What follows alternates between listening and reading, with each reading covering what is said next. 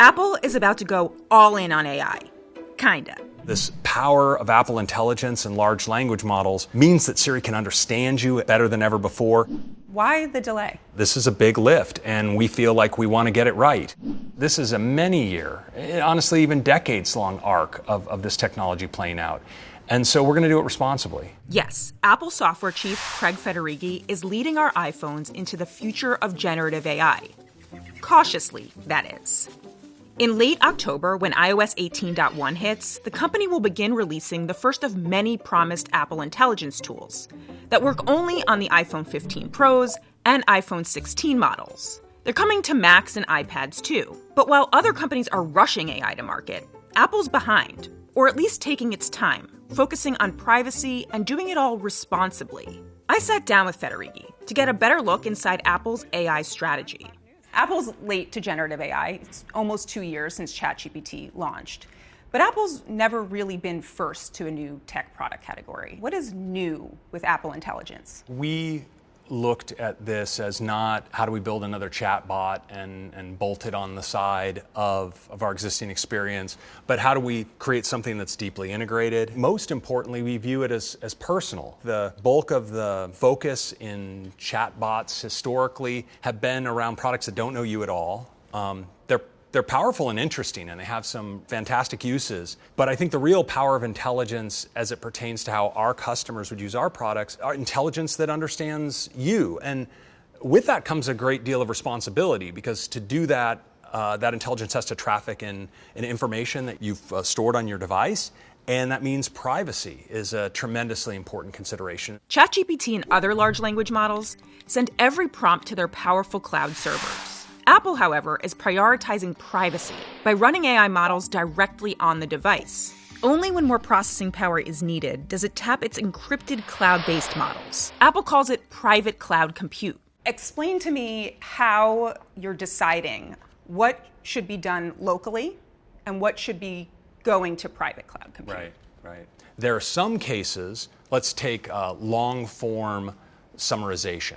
An on-device model could try to do that, but would probably not provide the best result. If we run that instead in the cloud, it can both be faster in that case and also provide a higher quality result.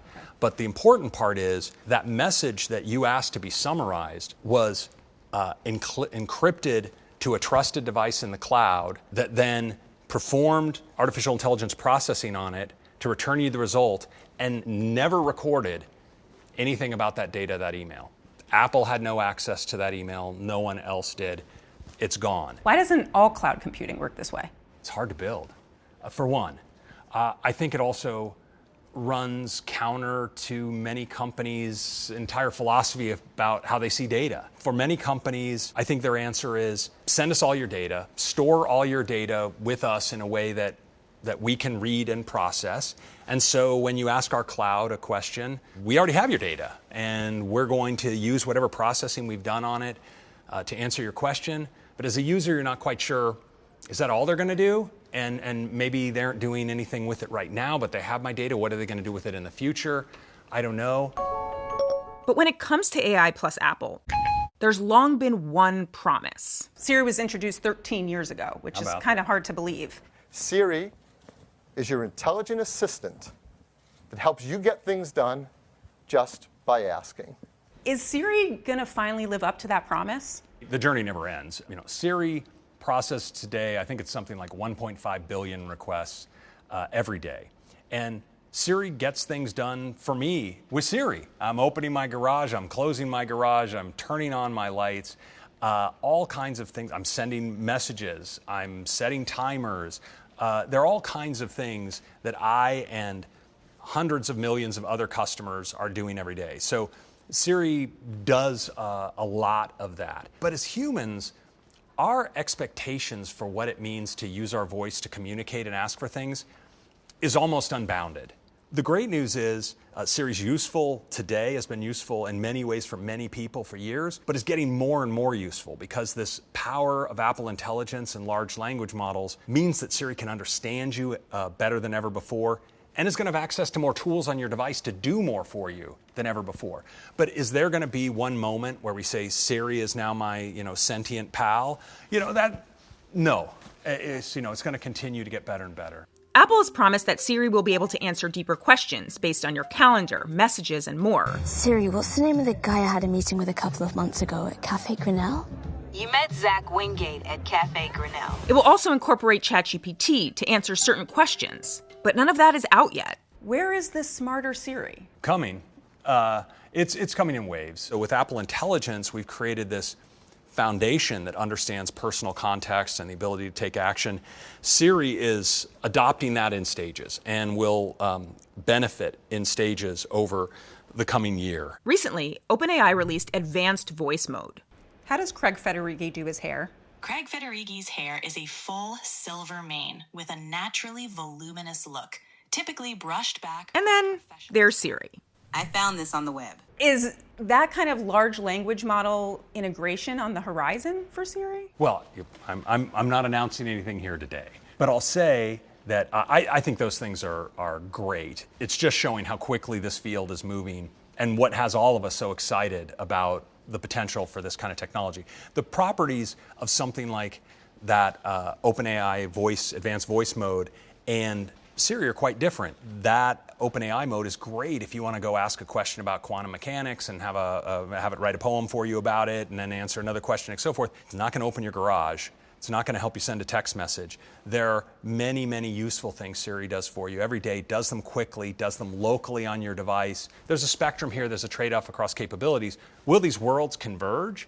Of course, that's where the direction is going. One of the tools that is in Apple Intelligence now, notification summaries. I get too many notifications every day about my garage door opening and closing, and then it summarizes it, and then it will tell me, like, the last one, it was closed. Yes. It's very helpful.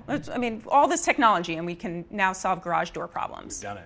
But some have found it off-putting, and yes, humorous, when AI summarizes a personal message, say about a breakup or a fight. You're right. There's a variety of kinds of communication that can come through. Sometimes those are sensitive matters, and there are a few cases where we would say, the kinds of cases where today we would say we're not trained on that, we're not going to deal with it, where we actually won't automatically summarize the notification because we're saying, like, we're probably not going to do a good job with this. Other cases, though, where we go ahead, and I mean, there was a story recently about someone, I guess, who got broken up with, and it gave a very sort of clinical description of what had happened. I don't think it did a horrible job summarizing it, but I mean, no one wants to get broken up with on a text anyway, so it was not going to be a winning moment no matter what. Another one of the AI tools that is ready now, Cleanup. I want to see if we can take a quick photo together. Okay. Select Cleanup, and you can tap to remove items you don't like in the shot, and AI will fill in the rest. I can edit the mic out. I can edit that water bottle out. Some companies have chosen to go in a pretty extreme route, being able to generate new parts of the photos. You could add a lion here sitting in front of us. I was maybe thinking an explosion, and then 5 o'clock news, here we come. You've taken a different approach. Yeah. Why?